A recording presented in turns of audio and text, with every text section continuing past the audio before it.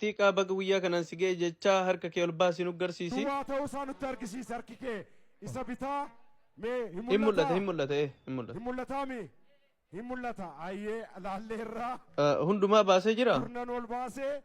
amma immoo qubeelaa ol baasii. Baga guyyaa kanaan si ga'e Tika bakka agas qabsoolleen nagaatti amma booda Tika waliin argisiisi. Bitaa mirgatti argisiisi mul'ataami ililchaa fi. Ililcha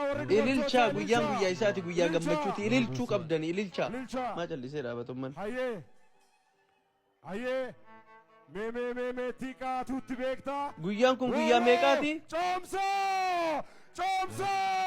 digdamii shan kuma lamaaf digdamii sirrii miti kuma lamaaf kudha jaha digdamii shanii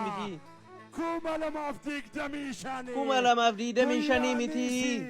kuma lamaaf digdamii shan kuma lamaaf kudha jaha kudha jaha maal jechuun maal jala oolchee jira waa baga to'annoo jala oolchite bakka gammadde baga itti cabse amma ka urjittu hafe keetu hafe immoo ga'een keeti argisiisi xiqqool qabu eeywaa bakka maatiin waan as jiraniif horaa bulaa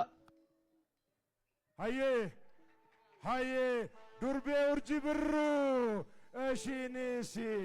caamsaa 25 bara 2025 miti 16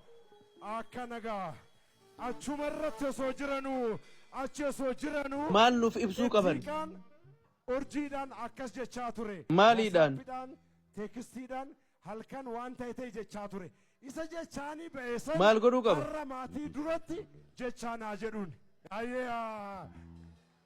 Tika mistira kee afaanii si baasuu jedhanii baastee baasika nama hundaafuu barumsa haa ta'u warra dhaabbatee hafaa jiru baasi mistira san akka itti to'annoo jala oolchite baasi ba'uu qaba. An danda'ee miti waaqaa gaditti qooda koos dandeesse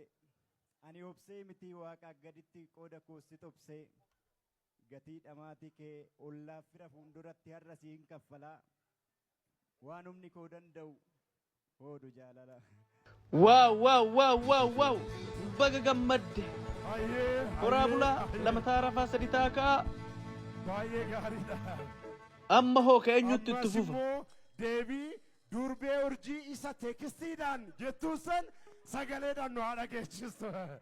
urjii mistirri ba'ee waan jedhaanii baate san amma himi shamarran dhaabbattee hafaa jirtuuf